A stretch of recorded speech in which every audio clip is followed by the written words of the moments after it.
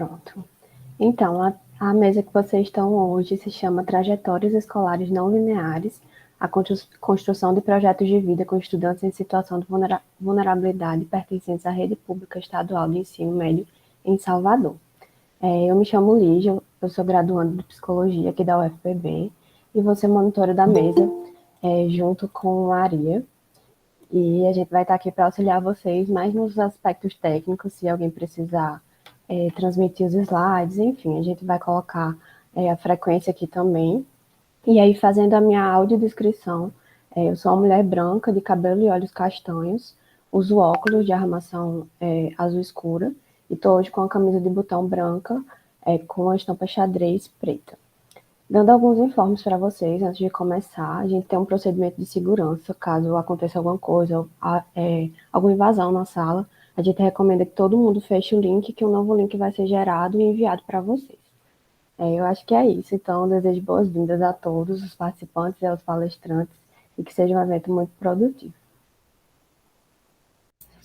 Oi, gente, boa tarde. Eu sou Maria Beatriz, sou estudante de Psicologia também da UFPB. Iniciando minha aula de descrição, eu sou uma mulher branca, de cabelo curto, mais ou menos na altura do ombro, cabelo escuro, olhos escuros também, castanho escuro, uso um óculos de armação marrom e estou com uma blusa verde claro. Fim da minha aula de descrição. E aí, primeiro eu queria perguntar aos componentes da mesa, que eu fiquei na dúvida se são 3 ou 4 pessoas que vão apresentar, para eu poder dizer o tempo de vocês. São 4, né? Então, pronto, cada um vai ter 15 minutos, certo? Para apresentar. E aí, quando tiver faltando 5 minutos, a gente avisa no chat. E aí, se passar do tempo, a gente vai ter que fazer o papel chato de interromper e pedir para encerrar, mas a gente avisa no chat quando tiver faltando 5 minutos. E vou agora apresentar vocês da mesa para os participantes, e aí depois vocês podem ficar à vontade para dar início, tá certo? Vou abrir aqui. Então, Dionis é psicólogo, é mestre em Psicologia Cognitiva e Mídias Psicológicas pela Universidade Federal de Alagoas e atualmente é doutorando em Psicologia pela Universidade Federal da Bahia. E está desenvolvendo pesquisas no campo da Psicologia de Desenvolvimento Humano e Educação. Juliane Gomes Cruz é psicóloga clínica e educacional, é mestranda em Psicologia do Desenvolvimento da UFBA, é pesquisadora e membro do Grupo de Pesquisa e Investigações em Psicologia Cultural e está em formação profissional em Gestalt Terapia Infanto-Juvenil pelo Instituto de Capacitação de Psicoterapeutas. Ayla é mestre em Psicologia do Desenvolvimento pela PPG-PSI da UFBA, atuou na área de Psicologia Educacional no contexto de uma organização não governamental e atualmente trabalha com Psicologia Clínica e Saúde da Família. Edla Regia é assistente social e historiadora, especialista em Sociologia para Educação no Ensino Médio, educadora na rede pública do Estado da Bahia nos cursos profissionalizantes tecnológico e na educação de jovens e adultos. Então, gente, desejo a todos um bom evento e vocês podem ficar à vontade para dar início. Se quiserem que eu passe os slides, é só falar, mas também se quiserem passar os slides, fiquem à vontade. Se você puder passar, porque aí eu consigo olhar também o chat na hora, eu te agradeço. Sim, pronto, vou dar início aqui, só um minuto.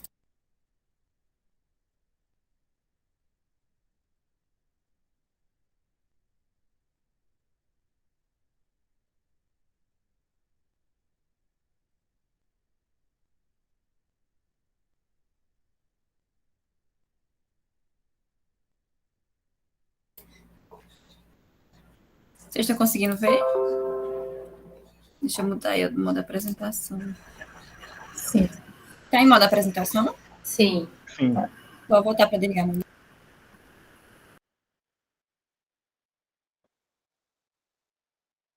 Pronto, posso começar? Ok. Primeiramente, boa tarde a todos e todas aqui. É um prazer ter vocês participando aqui junto conosco, em torno de 16 pessoas aí querendo discutir sobre esse tema.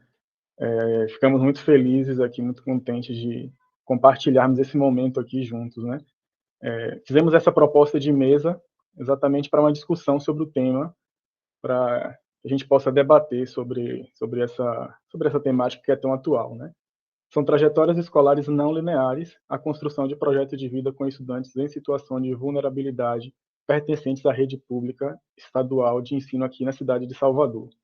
Pode passar, Maria, por favor. Então, somos aqui da UFBA. Quem quiser conhecer, nosso programa de pós-graduação é o Pós-Psi, né? PPG Pós-Psi, e fazemos parte do grupo de pesquisa do CUT, de Psicologia Cultural. Tem aí as páginas, caso vocês queiram conhecer um pouco mais do nosso grupo de pesquisa. Pode passar, por favor. Pode passar. Então, uma pequena apresentação. Eu sou Jones, né? Sou psicólogo. A Ayla também aqui é uma minha colega psicóloga. Pode passar, Maria, por favor. A Júlia também, que é psicóloga, e a Edla, que é educadora nesse momento, né, assistente social, e trabalha na educação aqui no estado da Bahia. Pode passar, Maria, por favor. A gente pensou o seguinte, só para que vocês tenham uma noção de como nós pensamos aqui nesse momento de discussão, né, nessa mesa de conversa.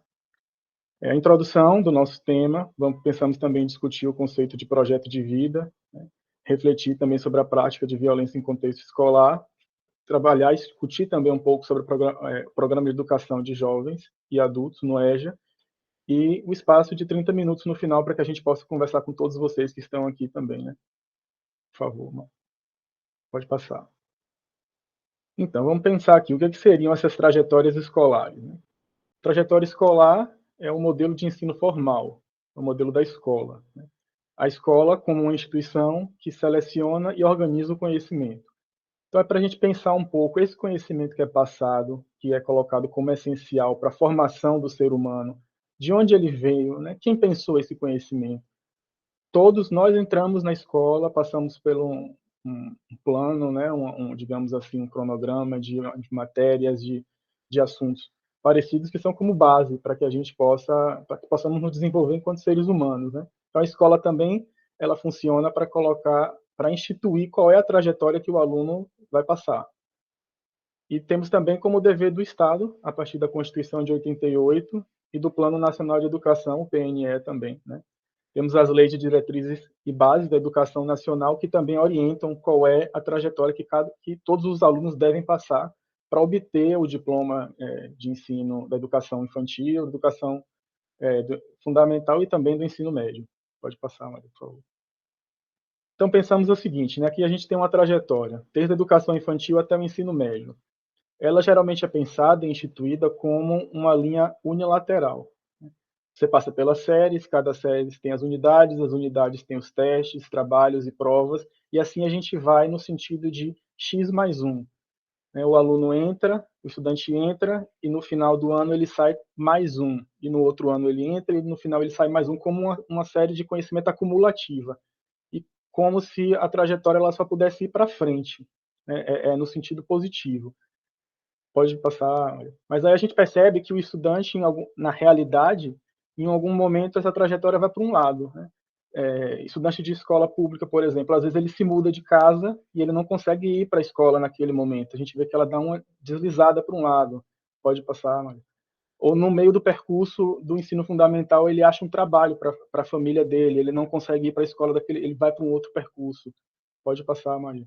E às vezes de um percurso anterior, ele já volta para uma série avançada, não aquela mesma série que ele já estava, ou ele volta para o EJA, né? Ou ele faz uma avaliação final e sai do ensino. Então a gente percebe que as trajetórias elas acabam sendo não lineares.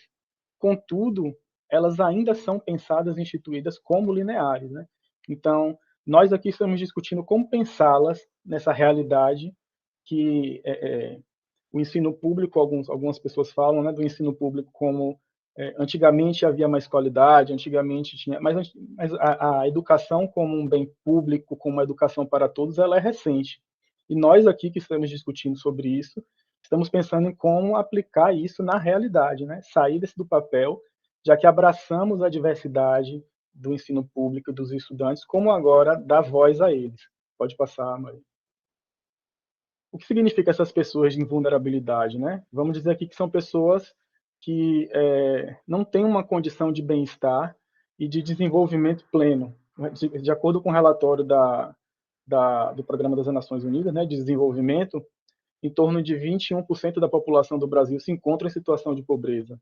São pessoas, e entender essa pobreza não como uma condição só econômica, mas como uma condição de não ter acesso a uma educação plena, a acesso à cultura, acesso a um desenvolvimento pleno, não somente pelo base da própria economia, né, digamos assim. Pode passar.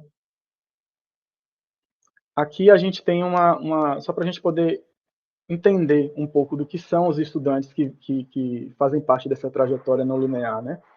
Aqui são dados do Censo Escolar de 2020. Podemos ver aqui nesse gráfico, em verde, são os estudantes de escola pública e em rosa são estudantes de escola privada. Então, a maioria dos estudantes que se matriculam, eles são estudantes da escola pública. Então, a necessidade de discutirmos aqui sobre estudantes de escola pública, né? Pode passar, mano. Interessante aqui também perceber, esse é um gráfico sobre evasão, né, de frequência escolar, e a gente pode perceber aqui que nos finais dos anos, a partir dos 14 anos, a taxa de evasão aumenta, tendo um pico alto com 17 anos. Então, por isso que nós escolhemos esse público do ensino médio para poder discutir, né? São geralmente os estudantes que estão tendo uma alta evasão escolar, pelo menos nesses anos que estamos vivendo agora. Então, entender o que isso está acontecendo. Pode passar. Também, junto com o EJA, né, a colega Edila vai falar aqui, o EJA é prioritariamente de ensino público, né? 94% dos alunos são de rede pública e somente 5% são de rede privada. Pode passar, Maria, por favor. E aqui a taxa de insucesso, né, que é a reprovação mais o abandono. Se vocês puderem ver ali, o pico é na primeira série do ensino médio. Por isso que nós aqui estou mostrando muito isso para que a gente possa entender quais são os caminhos, as tensões que ocorrem naquela trajetória e os momentos que eles acabam, digamos assim, ocorrendo uma trajetória em paralelo, né? E a importância de se estudar o ensino médio. O ensino médio acaba sendo um momento em que há uma ruptura daquela trajetória para algum outro caminho. Pode passar, Maria, por favor. Aqui, a taxa de evasão também, né, tem uma alta taxa de evasão, um pico, digamos assim, na primeira série do ensino médio. E mesmo ela caindo depois, ela acaba tendo uma alta evasão exatamente no momento do ensino médio, que é o momento que o estudante ele encontra uma oportunidade de profissão, uma oportunidade de trabalho, ou ele acaba expandindo e acaba não vendo a escola mais como necessário para a sua formação. Pode passar, Maria, por favor. É interessante esse gráfico, essa ilustração, porque mostra a taxa de insucesso no Brasil das primeiras séries até o final. A gente vê que no início há uma predominância de verde. Infelizmente, no estado da Bahia, que é o nosso, não está tão verde assim como o de vocês aí da Paraíba, né? Que acaba representando o Nordeste nesse sentido. Paraíba, Ceará aí acaba sendo verde. Mas nos anos finais a gente vê a Bahia ali praticamente de laranja, né? Que é uma vergonha. Ou seja, a alta taxa realmente de evasão no ensino médio. Pode passar, Maria, por favor. E com isso a gente traz aqui a relevância dessa mesa, né? Em contribuir na discussão e na participação tanto acadêmica quanto social, que é central para a elaboração de políticas públicas e a implementação desses aparatos legais que já existem, né? Voltados para a diversidade das trajetórias escolares. É muito importante a gente discutir, entender aqui que essas trajetórias são diversas porque a gente abriu a escola para os estudantes, para os alunos, né? E abarcamos essa diversidade e é natural que a gente precise repensar esse modelo, já que esse modelo foi pensado para um público padrão da escola. Pode passar, Maria, por favor. E agora na Covid, né? Que a gente podemos pensar que muitas trajetórias acabaram sendo interrompidas, que essas trajetórias que eram pensadas de maneira tão linear a gente pode ver que o percentual de escolas que não retornaram é um percentual enorme de escolas públicas, a privada também, mas a pública, a partir de 85% não retornaram. Ou seja, essas trajetórias de estudantes elas foram forçadas a serem interrompidas. E esses estudantes estão tentando manejar em como voltar para elas, né? Seja ensino híbrido ou até ensino remoto. Pode passar, Maria. Aqui são alguns pontos para que essas escolas voltem, né? E a gente pode perceber aqui no último ali que o acesso gratuito e subsidiado à internet em domicílio é quase ínfimo em relação ao número de todas as escolas, né? O geral das escolas, digamos assim. Então, para a gente pensar aqui também, se não temos essa condição para que as aulas voltem na maioria das escolas públicas, como é que será que essas trajetórias merecem ser pensadas como um ensino regular, como antes da pandemia, né, que acabou forçando, digamos assim, a uma ruptura de uma trajetória já pensada de uma maneira linear? Pode passar, Maria. Aqui são a distribuição de municípios por percentuais de escolas que realizaram aula ao vivo, aulas assíncronas, né? A gente pode perceber o primeiro, não sei se porque também está um pouco pequeno, mas primeira barra ali do canto é o percentual de escolas que não tiveram nenhuma aula ao vivo. E os outros percentuais são de escolas que tiveram um percentual pequeno de aula, e assim ele vai crescendo até no final, que é o penúltimo gráfico, que tiveram um maior percentual de aulas. A gente pode ver ali que em torno de quase 2.500 escolas não tiveram aula ao vivo no ano passado. Então, forçaram os alunos a pensarem de outra maneira, a entenderem, aprenderem de outra maneira, né? Pode passar, Maria, por favor. E agora é a colega Ayla. Pronto, dando seguimento, então, aproveitando, né, a audiodescrição que as meninas fizeram, também vou fazer a minha. Eu sou uma mulher branca, de cabelos e olhos castanhos, cabelo na altura do ombro, usando óculos de armação vermelha e blusa xadrez colorida. Então, a proposta, né, a partir desse contexto todo que Dionis apresentou, nesse panorama, né, de qual é a situação social em que essas pessoas, né, com essas trajetórias não lineares estão imersas, a gente passa a refletir um pouquinho sobre quais são os fatores, as possibilidades, né, de se construir projetos de vida nesse contexto. Pode passar. Então, assim, projetos de vida a gente pode definir como metas, como objetivos, né, direcionados ao futuro, a ocorrências futuras, que pressupõem ações orientadas para esse fim e que tem um significado valoroso para o indivíduo e para o mundo além dele.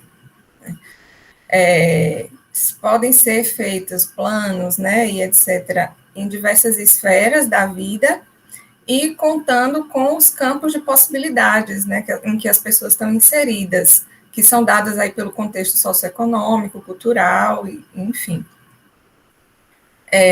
E aí a gente pode se perguntar, né, para que construir projetos de vida?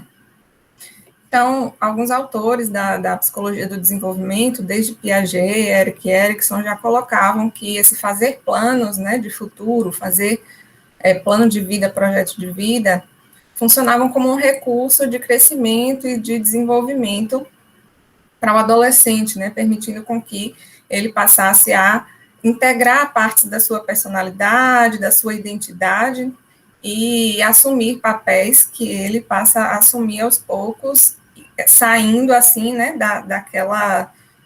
dos papéis que eram restritos antes à adolescência. Nisso, os projetos de vida, eles englobam também uma dimensão que é coletiva, né, uma dimensão que é dada pelo contexto social. Então, na pesquisa, que eu vou falar um pouquinho daqui a pouco, foi visto que esses jovens, eles tinham projetos que eram projetos familiares, na verdade, né? Não era um projeto de um único indivíduo isolado, era um projeto de uma família inteira, que depositava ali no percurso educacional desse jovem expectativas, né? E para isso eles empreendiam ações.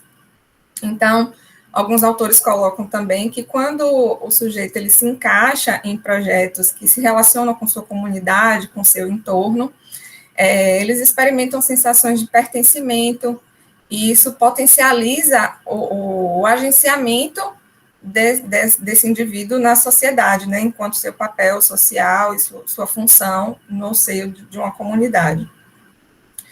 Além disso, projetos de vida também são considerados como um fator de promoção de saúde mental e de bem-estar.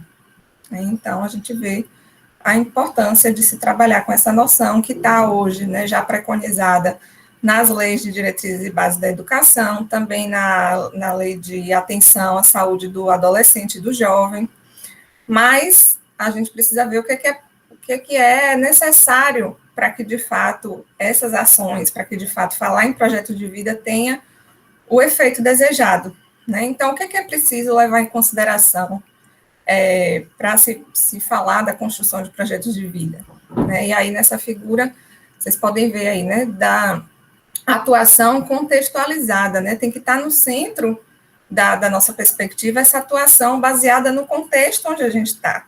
Então, se a gente chega em uma escola, em uma instituição, e a gente chega falando de projetos de vida de forma vazia, sem saber quem são aquelas pessoas, sem saber qual é aquele território onde a gente está pisando, vai soar como algo que não faz muito sentido para aquelas pessoas, né? Então, a gente precisa conhecer esse território, e território aí, né, falando não só do espaço físico, mas das dinâmicas que ocorrem nesse local, nos recursos que esse território tem, nas dificuldades também que estão nesse território, os dispositivos de assistência com que as pessoas podem contar, né?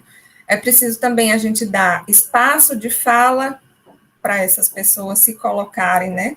Não é só a gente chegar com a bonita ideia, né, de fomentar a construção de projetos de vida. A gente tem que permitir que essas pessoas falem, né? Se a gente fizer também um trabalho tentando trazer a família, né, saber quais são os projetos dessas famílias também. Além disso, é preciso a gente investir numa posição de horizontalidade, né, em que a gente não chegue dizendo, olha, agora nós vamos aqui pensar em construir projetos de vida, e isso se faz assim, assim, né, e querendo definir quais são as projeções que as pessoas devem ter, né? Não é isso, é uma posição realmente que precisa ser horizontalizada, porque à medida que os sujeitos vão construindo seus projetos, nós, enquanto educadores, né, psicólogas, vamos também reconstruindo os nossos, né, porque os projetos são dinâmicos. E uma coisa também importante é trabalhar, né, o singular e o plural, né, trabalhar a dimensão da subjetividade e também a dimensão social, né, trazer questionamentos, fazer com que os jovens possam se questionar a respeito de como as coisas são postas na sociedade, né, trabalhar a dimensão local, os recursos locais, mas tendo em vista também uma perspectiva global, no sentido de, assim, o que está para além do que está aqui agora na nossa mesa, que vai acrescentar para a visão desses jovens, né? Então, fazendo isso junto, obviamente, com eles, né? Pode passar. Então, numa pesquisa, né, que eu pude realizar no mestrado, com jovens de ensino médio da rede estadual daqui de Salvador, em que foi feita entrevista com esses jovens acerca de quais eram seus projetos de vida, né, como que eles construíram esses projetos de vida, e essa pesquisa apontou, assim, que os jovens, eles traziam, sim, muitas construções sobre o futuro, né, porque parte da literatura coloca ainda como se os jovens não tivessem muita noção do que eles querem no futuro, né? Não fizessem muita ligação entre o que eles estão fazendo agora e a perspectiva de futuro.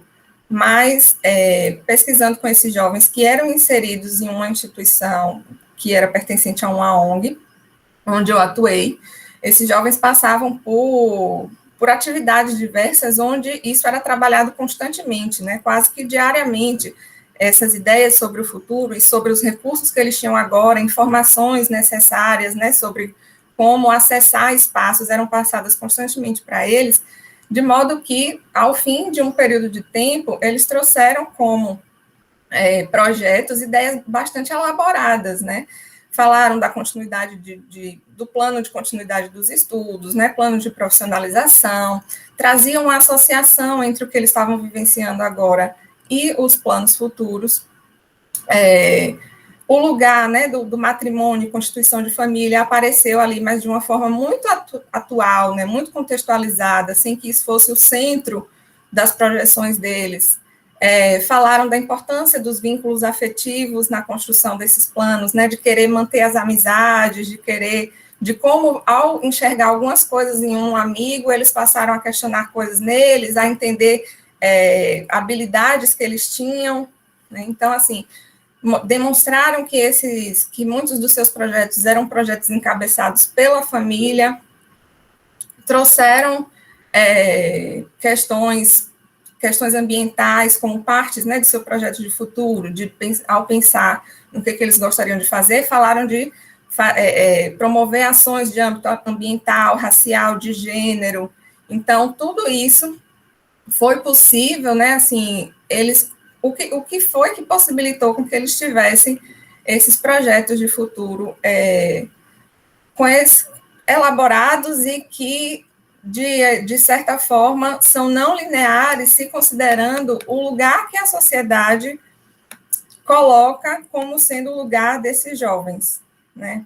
Então, eles puderam contar com esses fatores, pode passar o slide, puderam contar com os fatores aí de família, né? Famílias engajadas, com a potência do circuito de sociabilidades, né? Então, eles eram jovens que faziam muitos cursos, né? Que buscavam estavam sempre em contato com seus pares e com outras pessoas, no que a gente pode atribuir a uma ampliação do horizonte psicológico, né? Que eu vou falar um pouquinho mais daqui a pouco. Se via o papel fundamental da escola, né, enquanto espaço onde eles podiam se encontrar, enquanto o que era transmitido na escola, enquanto os desafios que apareciam na escola, né, e levavam à superação, e que a escola muitas vezes não se dá conta, né, do quanto que ela influencia esses projetos dos jovens, e falaram do Centro de Educação, que é esse espaço, essa iniciativa dessa ONG, onde eles podiam, de fato, se colocar e se projetar ali no seu futuro, né? Então, a gente percebia, né, nessa pesquisa e na atuação nesse espaço, que muitas transformações, né, que, assim, até que a passagem de ideias desconexas e afetos para a elaboração de um projeto, de algo que se tornasse ali como um plano de vida realmente que se coloca para o futuro e para um presente também. Isso acontecia muito no que a gente chama de zona de fronteira, né? Uma coisa que precisava de nós, enquanto educadores, que a gente visualizasse que tinha ali um processo de transformação e de crescimento acontecendo e a gente pudesse agir nesse processo antes mesmo dele se expressar enquanto resultado, né? Então, aí entra o conceito da zona de desenvolvimento proximal, de Vygotsky. Então, a gente identificar que tem um processo de maturação acontecendo e a gente poder agir sobre ele. E isso inclui o fomento, né, o auxílio na construção de projetos de vida. Pode passar. Um conceito que pode apoiar muito essa ideia é o de scaffolding, né, colocado por Wood, Brunner e Ross, que colocam o scaffolding literalmente é um andaime, né? Então, assim, um andaime que é colocado na construção e que, depois de construído a obra, ele sai, né? Então, seria mais ou menos esse o papel do educador nesse processo, que é o de apoiar, né, as projeções de futuro desses jovens com elementos contextualizados, né, com informações precisas, com estímulo aos questionamentos também, né? Então, com isso a gente possibilita o ato de se projetar no futuro do jovem, e para isso a gente precisa abrir espaços de projeção, que eles encontrem de fato espaços para isso, para pensar nessas questões e apoio, né, para tal. Com isso, se consegue uma ampliação dos elementos do horizonte psicológico, porque a gente caminha em direção ao horizonte. Então, a gente, quando inclui elementos novos, a gente passa a ampliar esse horizonte também. E, para isso, é importante a gente localizar, mais uma vez, os recursos do território enquanto local de pertencimento, que é dali que a gente parte, e de ampliação. A gente amplia e volta, né? Porque é isso que vai possibilitar que esse processo de ampliar os elementos do horizonte psicológico e de projetar seja realmente mais efetivo. É isso. Boa tarde. Agora a gente vai falar um pouquinho, né, sobre a prática de autolesão na escola Então, iniciando minha autodescrição, eu sou uma mulher branca, cabelos cacheados com luzes, eu tenho olhos verdes, estou vestindo blusa branca e colar de pedra. Concluo minha autodescrição e inicio agora a minha fala, né? Como foi apresentado, eu sou Juliane, eu sou psicóloga e estou concluindo agora a minha pesquisa no mestrado com a temática da dinâmicas semióticas no processo de autolesão em adolescentes. A temática que está sendo abordada nessa mesa é sobre trajetórias não lineares em estudantes do ensino médio. E o foco dessa fala será sobre as práticas de autolesão, né? Então, como já foi abordado anteriormente na mesa por Dionis, trajetórias escolares, ela se refere aos percursos que são percorridos pelos indivíduos ao longo da sua vida escolar. E nas pesquisas elaboradas sobre a temática, parece, né, haver uma dualidade entre as teorias, né, a Base Nacional Comum Curricular, as regulamentações, os projetos político-pedagógicos e as realidades escolares, né, como o Dionis bem trouxe. E o que a gente propõe aqui nessa mesa é algo mais complexo do que essa dualidade. É a compreensão de que as trajetórias escolares, elas são dinâmicas.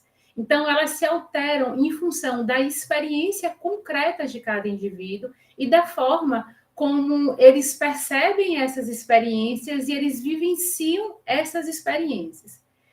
Estamos aqui, nesse momento, interessados em discutir, refletir sobre essas dinâmicas, que podem afetar a trajetória escolar dos estudantes, né? Essas trajetórias, elas podem promover mudanças ou fortalecer aquela direção inicial, né? Como se fosse, como o Dionis falou, unilateral. Então, dentro da diversidade de mudanças e dinâmicas que possam acontecer, que promove essas mudanças, a questão de ordem emocional dos estudantes pode se configurar como uma barreira de aprendizado e pode, inclusive, dificultar, né, se configurar como essa barreira e pode, inclusive, levar à evasão escolar, seja pela falta de interesse no conteúdo, pelas suspensões recorrentes, pelas possíveis expulsões, né, no caso de estudantes que têm uma desordem emocional e que gerem uma heteroagressividade, uma violência dirigida a outra pessoa, ou no caso de um abandono escolar, quando esse desconforto emocional ele não consegue ser diluído, ele não consegue ser diminuído a atenção no ambiente escolar. Então, no processo de internalizações desses problemas emocionais. E quando esse estudante, ele apresenta problemas emocionais, transtornos emocionais, é uma pergunta que sempre recorre. Ele precisa de atendimento individualizado? O que é que a escola pode fazer? E quando esses problemas de desordem emocional, desconforto emocional, apresentado através de processos autodestrutivos. O que se faz, né? Processos autodestrutivos se refere a um processo de sofrimento existencial intenso em que se busca a destruição de si como forma de destruir essa dor. Então, uma das formas mais discutidas no processo de autodestruição são os processos de autolesão, que são comumente chamados de automutilação, mas a gente precisa fazer essa diferença. Então, eu já trago aí, pode passar, por favor. Pode passar, por favor. Então, eu já trago aí de cara a diferença, né? Destacar esse lugar de diferença. A automutilação seria uma espécie de autolesão maior, ela tendo como característica a amputação de uma parte do corpo. Enquanto o comportamento de autolesão refere-se a uma prática que pode causar danos ao próprio corpo. Geralmente, nas pesquisas que falam sobre a autolesão, trazem as causas, possíveis motivações para a prática de autolesão e retomam um pouco o que a gente está falando aqui, como se fosse uma trajetória linear.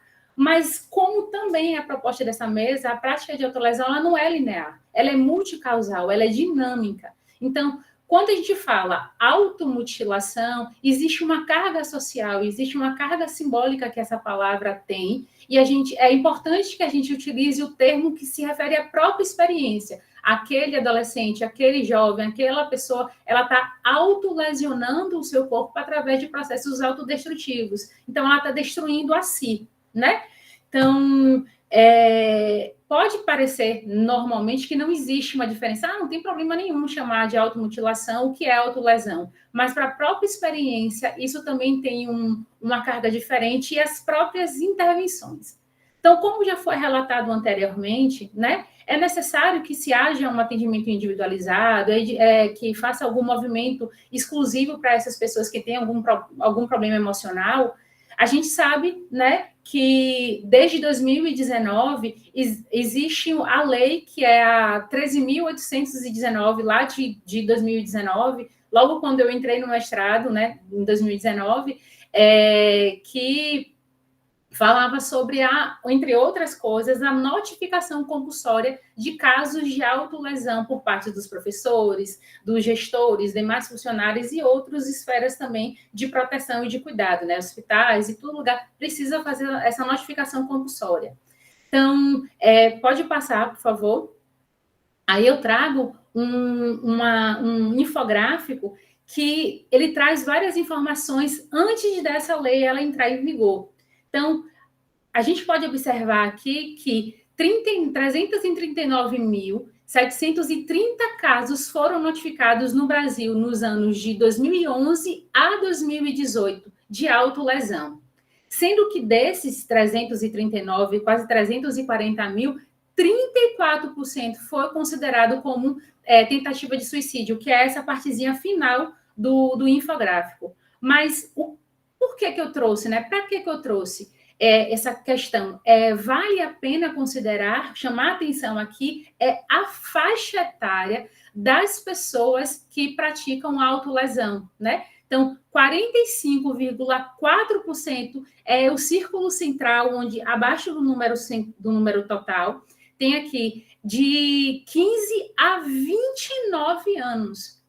Essa idade, geralmente, é a faixa etária dos estudantes, que eles são egressos do ensino fundamental, pessoas que estão no ensino fundamental, pessoas que estão saindo do ensino fundamental, ou, dependendo das dinâmicas, dos atravessamentos, eles podem também estar na escolarização, né, do jovem e adulto.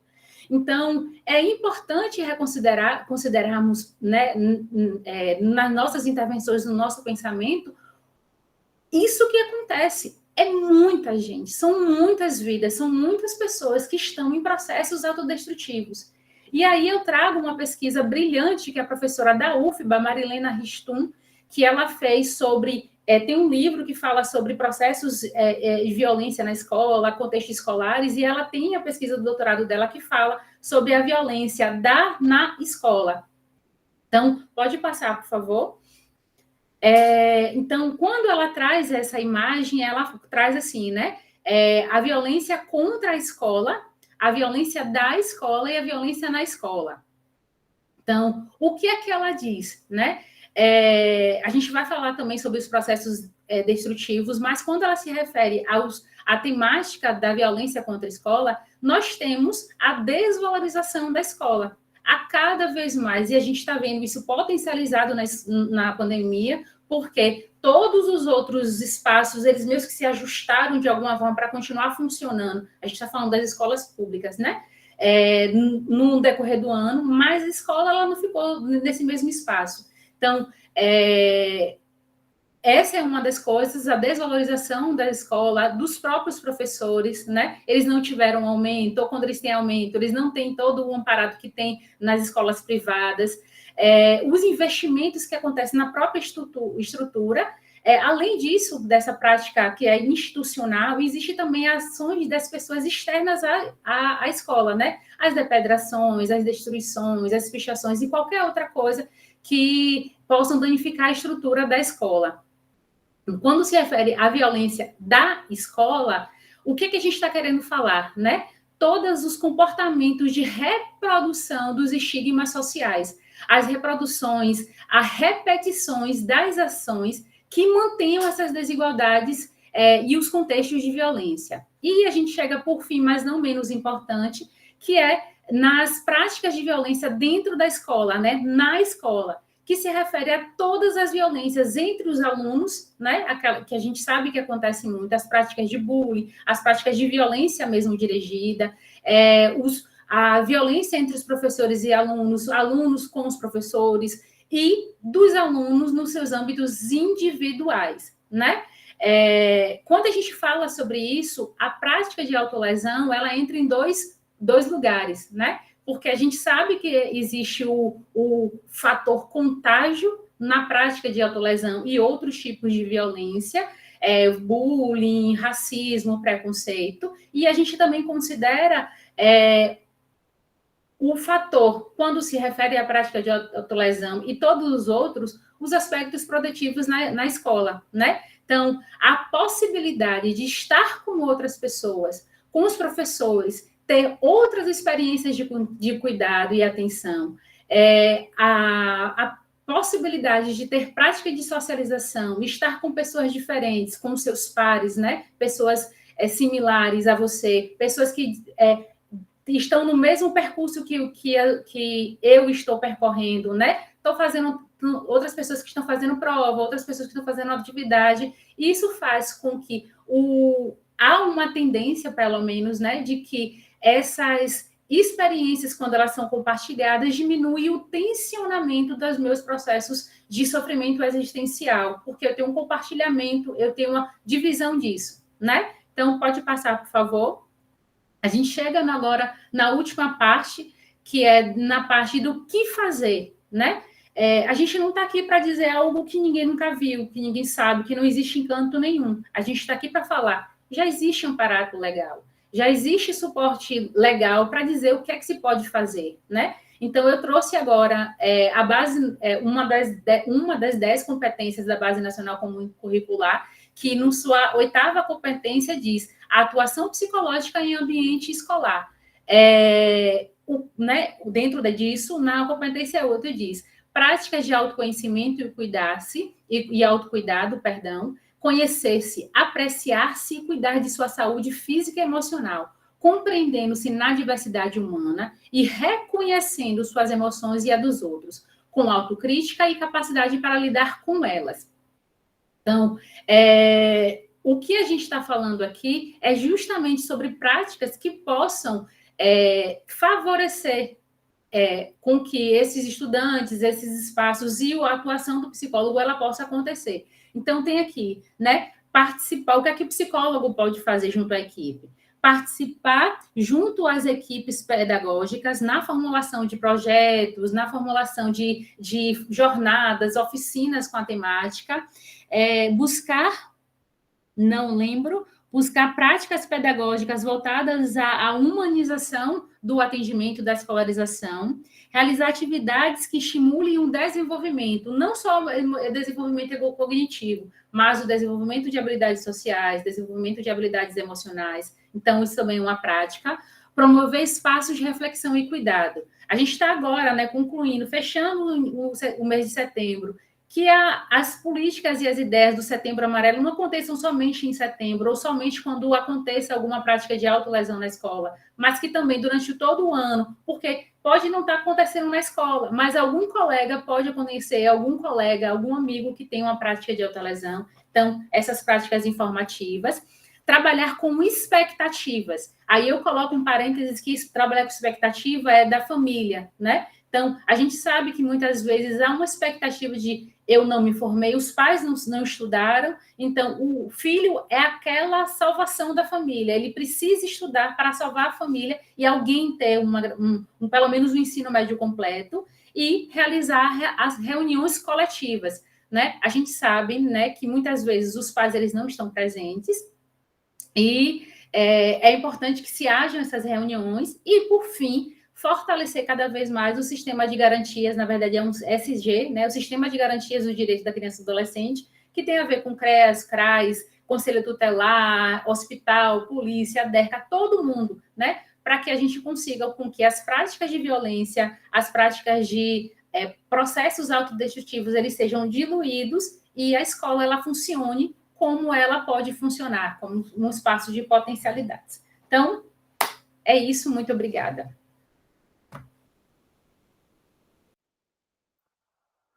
Boa tarde a todos e a todas. Fazer minha autodescrição. Sou Edila, sou negra, pele preta, cabelo crespo, estou usando óculos com nude. Bem, eu acho que eu vou fazer exatamente um apanhado da fala de todos, né? De Dionis, de Ayla, de Ju. Todas essas discussões, vocês perceberam que elas foram direcionadas para um público jovem. E esse público jovem, ele está no EJA. A EJA hoje, ela é mais considerada com aqueles alunos que saíram do diurno há menos de 5 anos, por algum motivo, por algumas questões sociais, né, que sabemos, muitos são pais, mães, outros, como o Jones fez a sua pesquisa, a questão de localidade, muitos saíram do bairro onde era a escola e foram morar longe, principalmente agora na pandemia, ou questão de emprego. Saíram do diurno porque conseguiu um trabalho e teve que trocar o horário de aula. Quem são esses estudantes? Como analisar, né, essas particularidades da EJA hoje? A EJA, ela tem um olhar diferenciado no sentido que a pedagogia que se utiliza no diurno se utiliza no noturno. Mas quem é aquele educador que está no diurno, que vai para o noturno, que está cansado de uma jornada de trabalho de 40 horas para complementar a sua carga horária, está no noturno na EJA?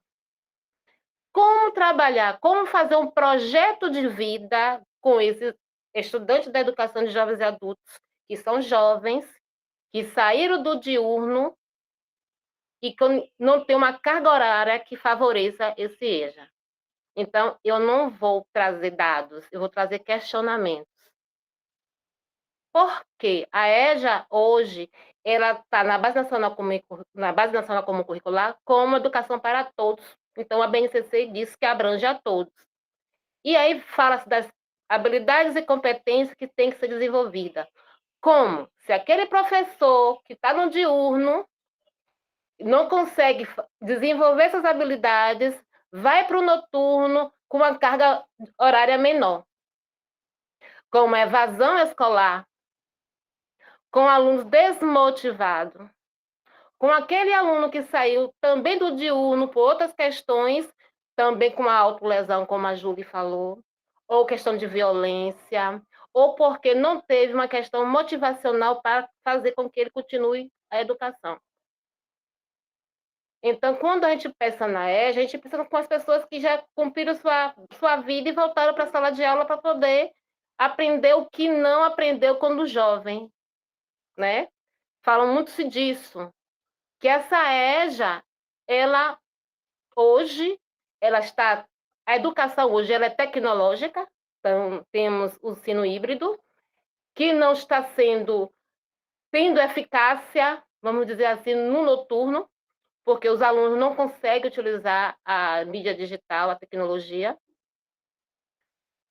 As questões que equivalem ao aparelho, ao acesso à internet, tudo isso dificulta esse aprendizado. Então, além dele ser jovem, ele não tem acesso à tecnologia, quando se tem, é um pacote de dados que é dividido para toda a família. Você traz um jovem que saiu do diurno porque foi para trabalhar, ou foi pai de família ou mãe de família, voltou porque ele sabe que ele precisa estudar para ter uma base salarial melhor, uma qualidade de vida melhor, mas ele não consegue fazer um projeto de vida e de trabalho. Tá? Nas das competências, né, da Base Nacional Comum Curricular. Projeto de vida, para o trabalho e para a vida, ser cidadão, ter autocuidado e autoconhecimento. Trabalho de rede, né? Essas campanhas, esses projetos sociais, as políticas educacionais que são feitas no diurno, você consegue fazer parcerias com universidades no diurno, mas você não consegue trazê-los para o noturno. Por quê? Aquele estudante do noturno está trabalhando no diurno. E as parcerias são feitas no horário comercial. Eu não consigo trazer a universidade para o noturno. Esse estudante, aquela estudante, né, que ela é empregada doméstica, ela não pode ter um atendimento psicossocial porque ela está no trabalho. Então, como nós, né, educadores, psicólogos, assistentes sociais, outras políticas, né, outras redes, pode ajudar este público? Porque políticas públicas se tem. Não precisa nem de outras. Temos todas aí. Temos todas as parcerias possíveis para ser feitas para uma educação inclusiva, para todos, que atende às equidades de cada um, mas ela não é projetada para a EJA. Mesmo porque, quando se pensa na EJA, se pensa na marginalidade daquele estudante que não ficou no diurno, porque não se adaptou a ela. Se você ir para a prática, como eu sou educadora da EJA, eu sou educadora do diurno e do noturno. O trabalho que eu consigo desenvolver no diurno, eu não consigo desenvolver no noturno. Praticamente é o mesmo público, a mesma faixa etária. Mas por que eu não consigo?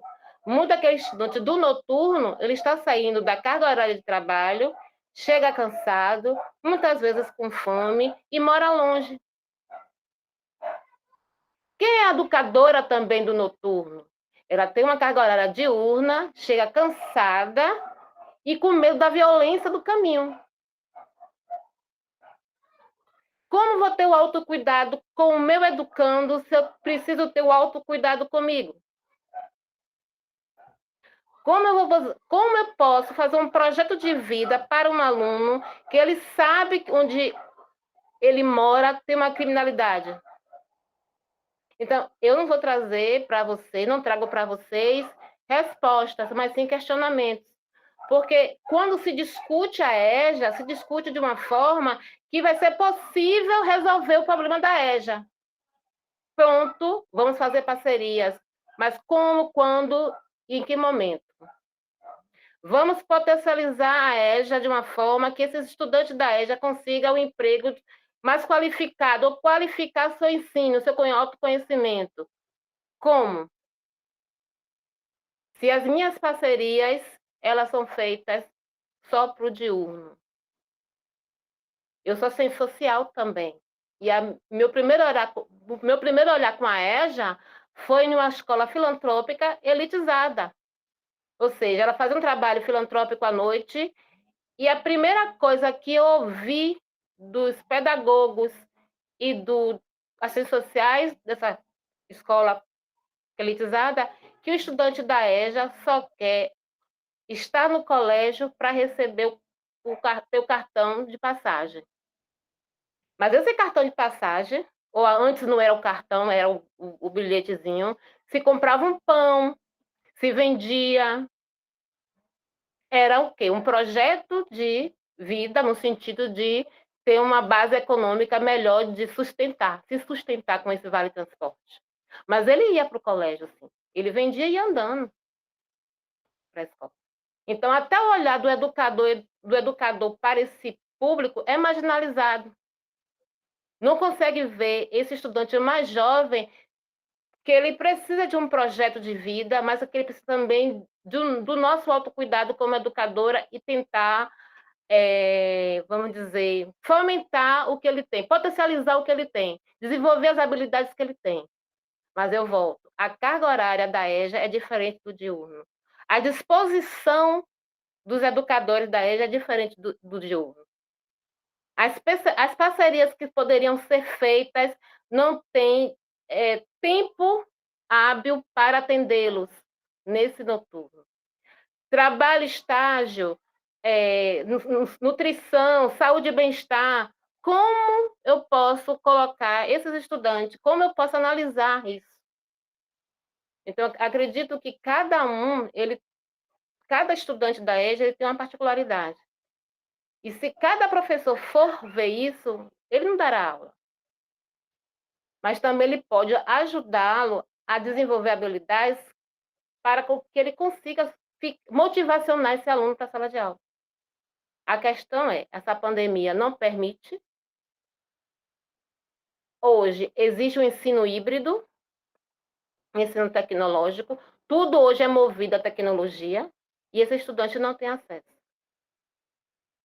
A EJA,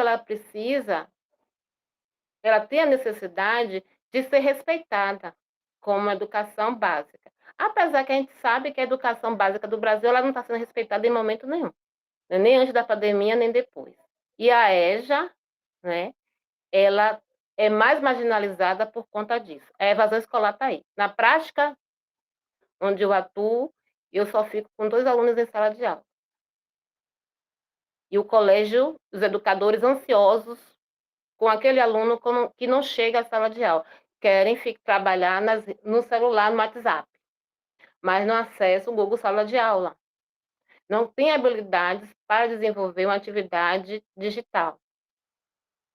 Como eu faço isso com este estudante da EJA? O diurno consegue, tem os notebooks, tem os tablets, mas à noite não se tem. Então, vamos falar de parcerias? Sim, mas parcerias para determinado público, que é a EJA. Sim, eu quero estudar a EJA, eu quero pesquisar sobre a EJA, mas eu não quero só pesquisar, eu quero que tenha uma ação para isso. Eu acredito que cada um de nós, psicólogos, assistentes sociais, né, temos um entendimento que a educação brasileira, ela, desde 1930, ela é discutida nos movimentos sociais. Mas hoje, esses movimentos sociais, eles estão muito fragmentados dentro das redes sociais, dentro das discussões universitárias, mas não estão no chão da escola. Eu tenho que ir para o chão da escola para fazer valer aquela pesquisa que eu faço de projeto de vida, de autolesão. Eu preciso ir lá ver que o meu estudante da EJA também faz isso, aconteceu isso com ele. Eu preciso saber que meu estudante da EJA, ele tem um projeto de vida, mas como eu posso ajudá-lo a potencializar esse projeto de vida? Eu tenho que ir lá para o chão, mas o chão da EJA é noturno. É só isso, a provocação que foi feita.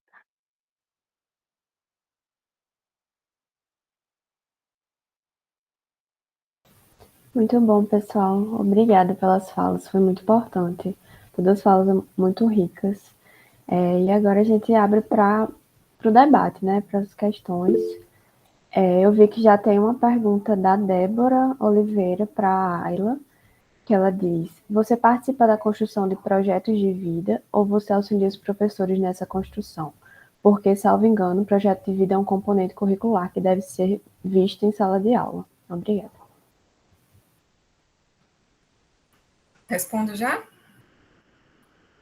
Certo. Então, pode ser das duas formas, né? Eu já atuei das duas formas.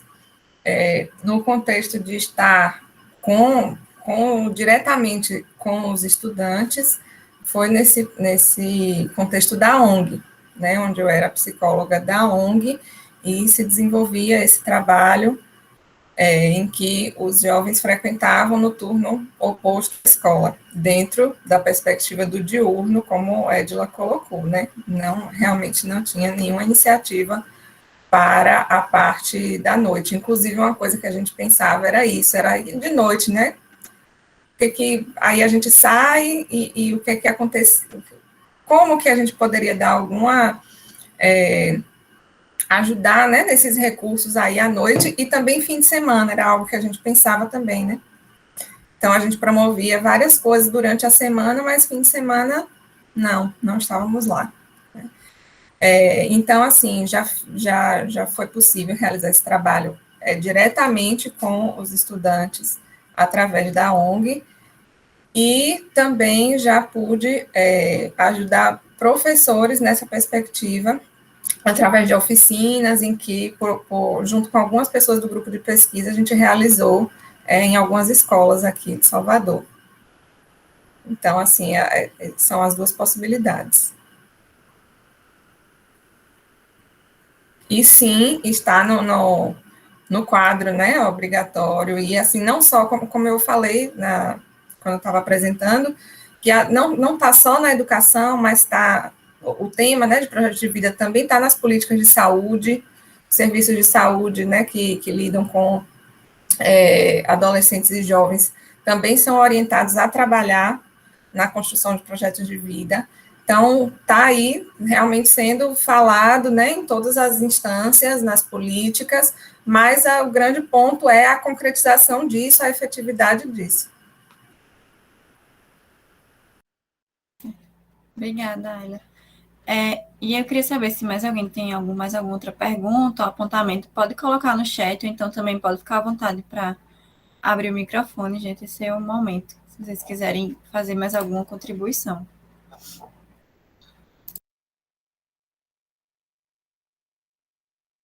Se a mesa também quiser colocar mais alguma coisa, pode ficar à vontade.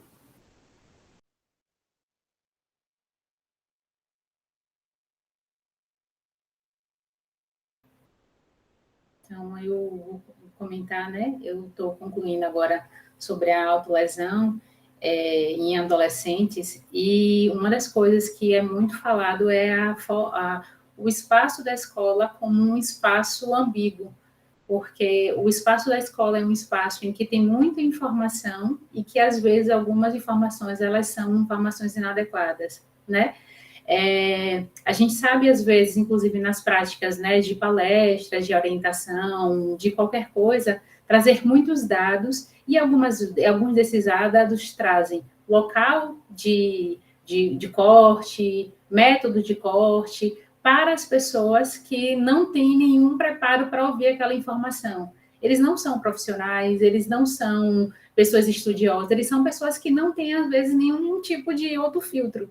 Então, o que poderia ser uma palestra informativa acaba sendo, em alguns momentos, uma palestra orientativa, se essa palavra existe, né? Então, é importante que, quando a gente fale de pessoas, né, que estejam em trajetórias não lineares, seja por sofrimento emocional, seja por qualquer outro tipo de coisa, que a gente avalie qual é a informação que a gente está passando e aquilo que a Ayla falou. Quem é o público que a gente vai falar? São os professores? São os estudantes? São os alunos? Quem são as pessoas? Eles têm condições de saber da informação que eu estou passando? Isso pode ser tanto na prática de autolesão como em qualquer outra prática. A gente sabe, né, que algumas vezes alguns estudos eles trazem causalidade das coisas, né? Fatores de risco. Só que os fatores de risco é a existência, a realidade de muitos estudantes. Então, se a gente traz os fatores de risco para pessoas que não têm esse filtro, pode ser um estigma e pode ser uma forma em que os próprios estudantes utilizem para manutenção de práticas violentas, né? Então, se vem algum palestrante, vem um profissional de fala, fatores de risco, morar numa casa, não sei de igual tal formato. Eu sei que meu colega mora numa casa assim, você mora assim. Então, a gente precisa muito ter esse filtro na hora da gente fazer a intervenção, avaliando com quem a gente está falando. Então, é isso que eu também gostaria de trazer. Vou aproveitar também aqui a promoção da discussão de Júlia e a pergunta para a Ayla, porque, assim, nossa tentativa aqui hoje foi de pensar realmente, assim, quais são essas trajetórias, né? Como são essas trajetórias de quem são esses estudantes, por exemplo, que não conseguem percorrer esse itinerário normal, né, padrão, digamos assim, e acabam tendo trajetórias não lineares que vão para os lados, né? A Edila trouxe muito bem aí a vivência dela no contexto, né, de como a realidade se impõe sobre a teoria, digamos assim. E a nossa tentativa é exatamente essa aqui, de trazer o projeto de vida como uma possível intervenção para essas trajetórias, para essa realidade que nós enfrentamos.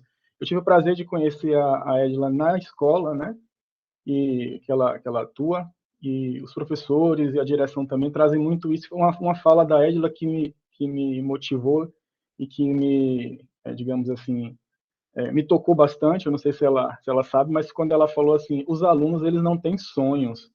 Eles chegam para mim e falam assim, por que eu vou ficar nessa escola? Por que eu vou continuar aqui? Ô, professora, para que isso vai servir para mim? Isso foi algo que me tocou, de certa maneira, porque é uma realidade que quem está lá conhece, mas quem vem de fora, por exemplo, nós na academia, estou falando da minha experiência, não sei da experiência de vocês aí, mas nós na academia, às vezes, vemos algo muito na teoria, algo muito bonito construído, e quando vamos para a prática, a gente se pega e fica assim, o que é que eu faço? Peraí, eu vou fazer essa análise que eu vi, eu vou aplicar essa técnica que eu vi, mas não, como é que eu faço nessa técnica aqui se um estudante chega ali e mostra o braço cortado e fala, professor, eu me corto mesmo porque na minha casa, vou não falar um palavrão aqui, né? Mas tipo, na minha casa é ruim, eu não consigo ficar lá, não tenho condição nem nada. E aí você vai e fala assim, deixa eu ver no manual de psicologia que eu vi na graduação, o que é que eu faço para isso? Não dá tempo, não tem o que você fazer naquele momento, né? E aí nossa proposta aqui é de pensar no projeto de vida como uma possível intervenção.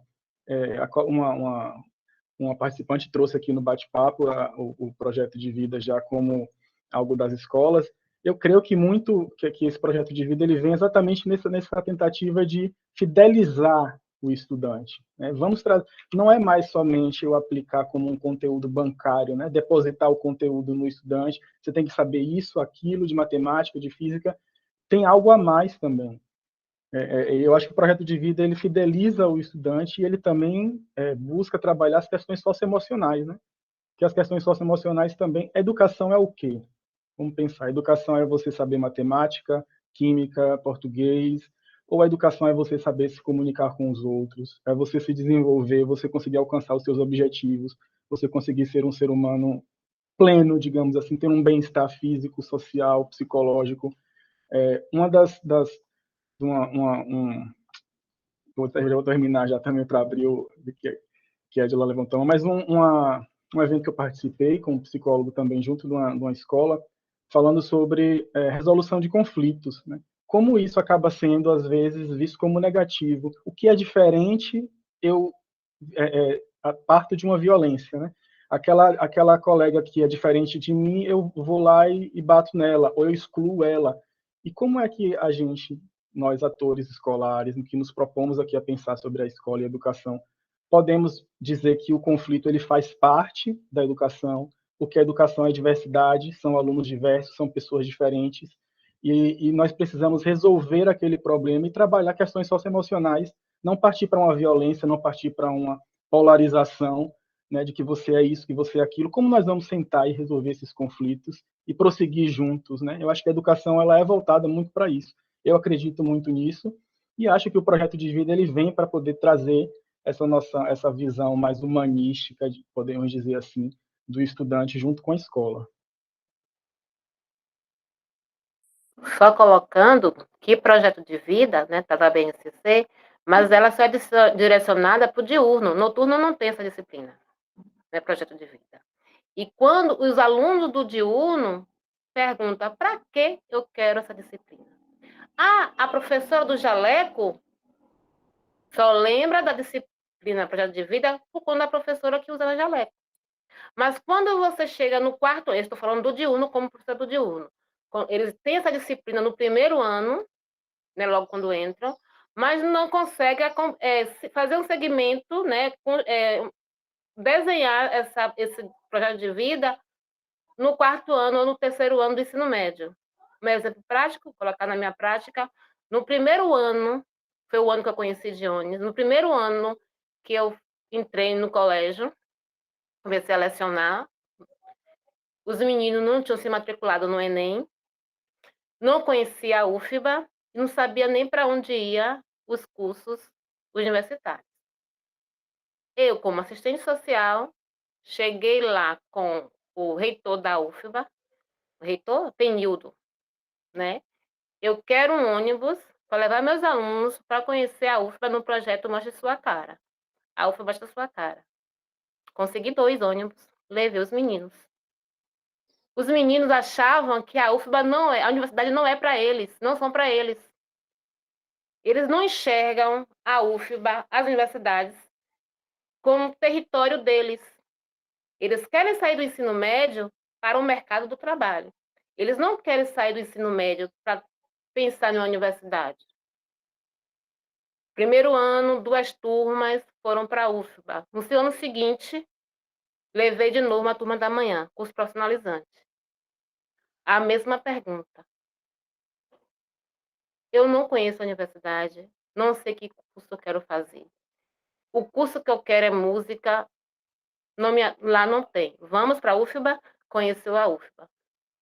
Tem música? Tem. Você faz o Enem, faz a UFBA ou pode sair da UFBA e ir para São Paulo, onde tiver o curso de música, percussão. Professor, é isso que eu quero em uma das palestras na UFBA, mas da sua cara. Só que eu não consigo fazer isso com o noturno. Conheci Dionis, conversando com a professora Virgínia, né, que é da Secretaria de Psicologia da UFBA, coordenadora. Eu preciso de psicólogos para atender meus meninos, porque se autolesionam. É assim, Júlia? E aí, Virgínia, você quer ser minha amiga? Quero, vamos. Hoje, né, temos psicólogo atendendo os meninos, principalmente nessa pandemia. Muitos precisaram de atendimento. Muitos precisaram. Professora, eu não dei aula, eu não dei a minha disciplina. Eu ajudei a intervir com esse trabalho de atendimento, acolhimento. Mas eu não consigo fazer isso com o noturno, gente. Por quê? Porque não tem um público que atenda esses meninos, esses estudantes. Hoje eu vejo a UFBA como uma parceira, no sentido que eu bati na porta e fui atendida. Mas e as outras universidades poderiam fazer isso também? Mas não só onde eu atuo ou quando um professor que não é professor. Eu sou assistente social. Antes de ser professora, eu sou assistente social. E isso é o papel do assistente social. Eu bati na porta da UFBA e pedi por 2 vezes e fui atendida. Tanto que a parte de pedagogia que faz o evento de levar os alunos do ensino médio para conhecer a universidade é parceira do colégio que não precisa mais da minha intervenção. Mas é isso que eu quero como assistente social aqui, que não só a UFBA, mas as outras universidades cheguem no colégio, eu posso atender. E hoje, se vocês perguntarem para mim, Edila, você tem demanda? Tenho no diurno. Não posso dizer que tenho no noturno, porque o noturno está tendo evasão escolar. Entende? Eu não consigo enxergar os meus alunos do noturno porque eles estão fora da sala de aula. Eles chegam no colégio e só tem um aluno, e esse professor que está lá não quer atendê-lo, não quer dar aula somente para ele. É isso.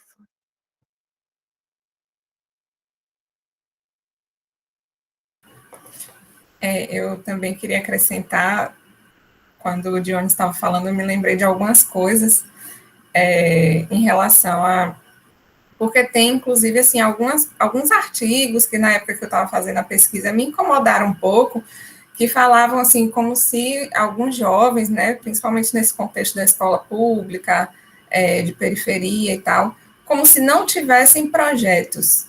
Mas isso vai muito o que a gente está entendendo como projeto. Então, a gente está partindo da concepção de que só é projeto aquilo que eu acredito enquanto projeto estruturado, né, delineado ali, que envolve estudo, família, etc., né?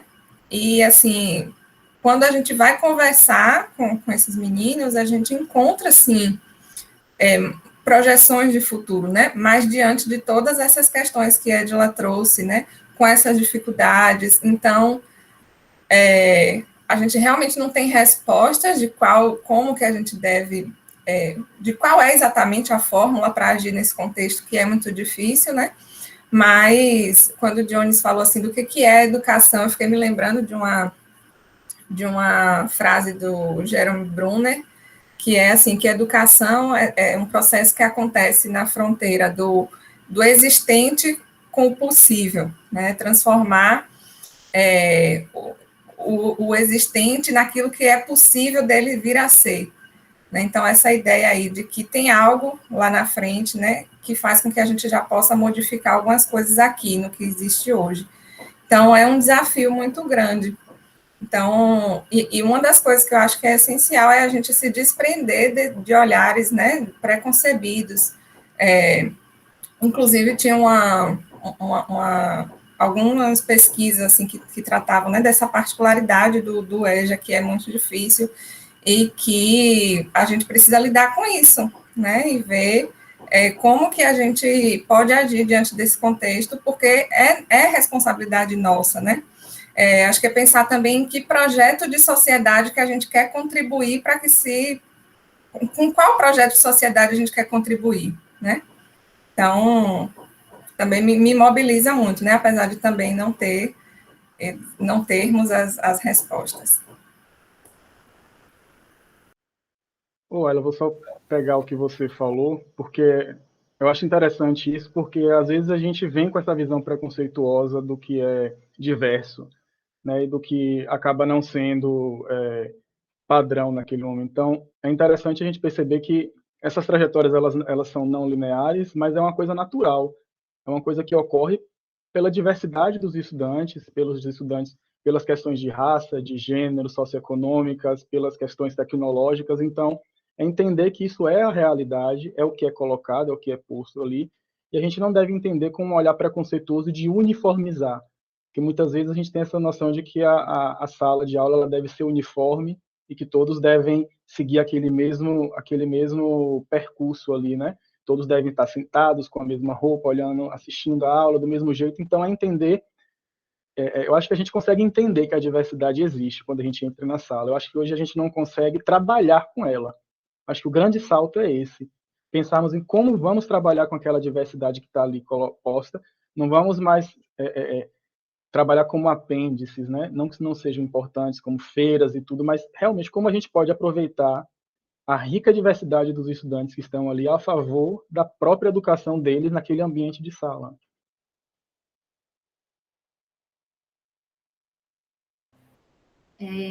Eu vou responder a pergunta aqui de Maiara Amorim, ela comentou, né? Se a questão da notificação compulsória, eu citei sobre isso, Maiara, mas eu não cheguei a abordar, então sua pergunta é importante que a gente fale sobre isso, né? Isso, a questão da notificação compulsória, ela tem a ver, né, com o que eu comentei, né, a lei 13.819, né, depois até coloco no chat para que as pessoas saibam. Então, ela tem, deixa eu verificar que eu estou com ela aqui aberta, tem 11 artigos, né? E um dos artigos, que é o artigo 6º, fala em casos suspeitos ou confirmados de violência autoprovocada, são de notificação compulsória. E aí ele tem dizendo quais são os lugares, né? Estabelecimentos públicos e privados, as autoridades sanitárias e estabelecimentos de ensino público e privado. Então, isso é um dos critérios, né? Mas um dos artigos, a notificação compulsória. O objetivo da lei, como aqui mesmo está trazendo, é promover a saúde, prevenir a violência, controlar os fatores determinantes e condicionantes, aí já é base de uma outra roda de conversa, garantir o acesso, a atenção, abordar adequadamente os familiares, informar e sensibilizar a sociedade, promover a articulação e várias outras coisas. Qual é a minha opinião sobre a notificação compulsória? Ela é muito importante porque é com os dados que a gente vê as intervenções. Então, foi justamente por conta dos dados que os professores levaram, por não saberem o que fazer, que foi instituída essa lei, muito tardiamente, né? Mas nada acontece também tardiamente, é quando é possível. Então, o que eu acho que ela é uma ferramenta muito importante como método de diagnóstico, método de elaboração de proposta, método de intervenção. A lei, como muitas leis, se não, eu não vou ser leviana e dizer todas as leis do país, né? Mas muitas leis do país, que são as leis maravilhosas, as propostas são maravilhosas, mas a aplicabilidade é muito complicado. Por quê? O que acontece uma das participantes da pesquisa falou que se ela não... A professora, quando descobriu que ela estava se autolesionando, a professora falou, se você não parar, eu vou contar para o conselho tutelar. Ela tinha que contar, ela tem que contar para o conselho tutelar, não é uma escolha que ela tem que fazer, mas a forma como isso foi informado para o aluno é como se o conselho tutelar viesse como um órgão punitivo, como se aquela comunicação também fosse punitiva e não como uma medida protetiva, não como uma medida de cuidado. Então, eu enxergo a questão da notificação compulsória como algo muito importante para a gente, inclusive, falar com os estudantes, com os adolescentes, com as pessoas, de que, olha, tem pessoas que estão te olhando, que estão buscando estratégias para com que o que você esteja passando, a sua situação, ela seja resolvida, seja menor organizada, mas a prática, infelizmente, às vezes foge da proposta. Então, assim, tudo na nossa prática, em qualquer lugar, vem a partir dos dados. Os dados, eles são importantes, fundamentam bases, ou fundamentam propostas, intervenções, mas a prática, às vezes, ela foge a isso. Então, eu espero que tenha respondido a sua pergunta, Maiara.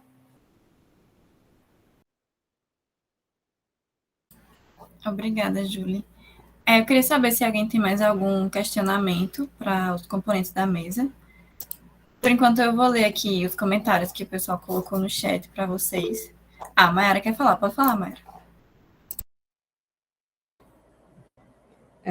Peraí, deixa eu ver se... Vocês estão conseguindo me ouvir? Porque a internet aqui, às vezes, ela oscila um pouco. Sim. Tá certo. Gente, assim, eu não botei esse fundo, não sei porque esse fundo está aparecendo aqui.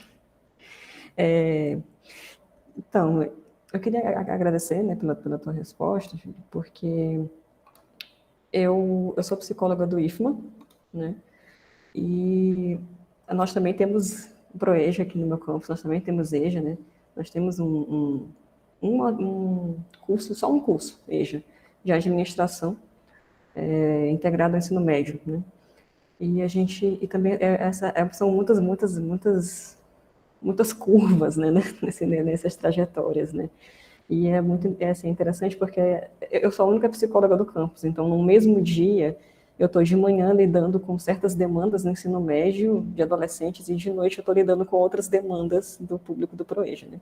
Mas sobre a questão da notificação,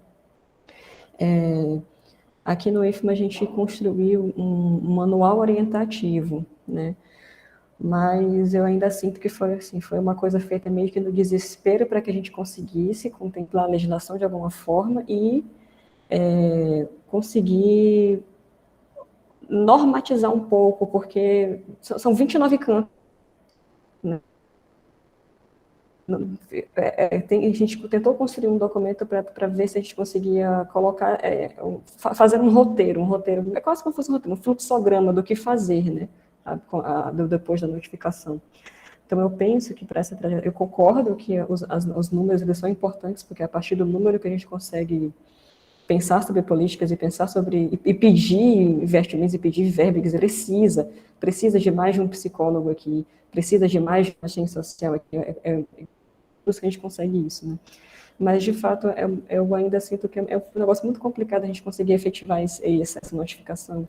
E o fluxo que a gente tem, né, no manual, que o manual não é um documento que está público lá, não está no site do IFMA, os alunos não têm acesso, né, é uma coisa que rodou entre os servidores, entre o SAMP, entre os diretores, né, mas tem tudo isso, tem a questão do Conselho Tutelar, nós temos alunos maiores de idade, aí já é Ministério Público Federal, a proporção disso é uma proporção muito grande, mas eu penso que um caminho importante a ser trilhado é minimamente algum tipo de organização, algum tipo de sistematização desse fluxo. Porque se a gente consegue minimamente uma sistematização, isso contribui para as intervenções, né? Então, era só isso, assim, eu queria agradecer pela tua resposta. Na verdade, Mayara, não era só isso, não. Você deu uma complementação muito importante na fala, né? Essa questão do fortalecimento do sistema de garantias, que foi a última partezinha da árvore, que a gente está falando sobre violência autoprovocada, mas os outros tipos de violência que acontecem, não existe um fluxograma relacionado aos atendimentos, ao que acontece na escola. O que os professores fazem como recurso? Vou procurar o conselho tutelar, mas às vezes é um estudante que ele está participando do PPCAM, Programa de Proteção à Criança e Adolescente Ameaçado de Morte, e não pode ser Conselho Tutelar, tem que ser Ministério Público Federal. Às vezes é um estudante que... Então, tem outras realidades, outras trajetórias não lineares que atravessam essa prática, que são perdidas às vezes, né? Quando eu pego uma lei e digo, eu preciso informar quem? E depois de informar, o que acontece? Tá, mas eu faço o quê? Enquanto esse aluno não chega, eu notifiquei. E quando não tem um retorno, o que eu faço? Então, é muito importante mesmo, né? Então, você que está aí, eu não entendi de onde é que você, do qual IFBA que você é. Não, eu sou do Instituto Federal do Maranhão. Pronto. Do Maranhão. Então, do IFE, aqui é do IFE. Então, lá, o que acontece? E se é o estudante que acabou de chegar? Então, assim, tem uma realidade que esse fluxograma, quando não ele é muito bem desenhado, porque não existe, na verdade, porque depende muito do sistema que aconteça no colégio, na cidade. Então, às vezes, é uma cidade que não tem CREA, só tem CRAS. Aí tem que buscar uma CREAS. CREAS é Centro de Referência Especializado à Assistência Social. Então, não tem CREAS. Aí tem que mandar para o CRAS, para o CREAS de um município. Lá só tem também um psicólogo. Aí vai ter que atender as duas realidades. O Conselho Tutelar, às vezes, só tem um, não tem cuidado. É na mudança de gestão. Então, são várias realidades que atravessam, que também mostram como a trajetória acaba sendo cada vez mais não linear, né? Então, a sua complementação foi muito importante, né? Vamos fortalecer o sistema de garantia e vamos construir fluxos que funcionem de fato, para as coisas.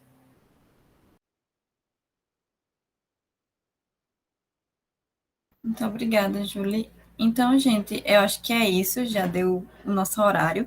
Se vocês da mesa quiserem fazer mais algum comentário para fechar, podem ficar à vontade. Lembrar o pessoal que está participando do evento de assinar a lista de frequência, que está no chat. E é isso, fiquem à vontade para fazer mais algum comentário, senão a gente já pode encerrar. Obrigada, foi muito rica a discussão, né? Temas muito relevantes e dá margem para bastante coisa.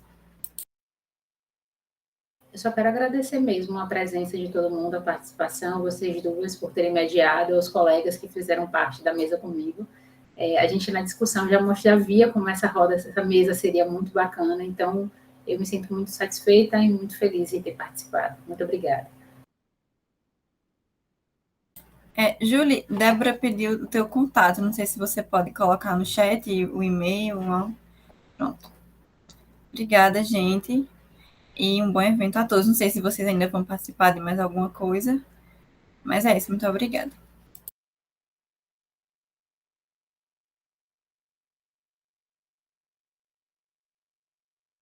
Obrigada, gente, pela participação, a mesa e os participantes também. Até mais. Obrigada, gente.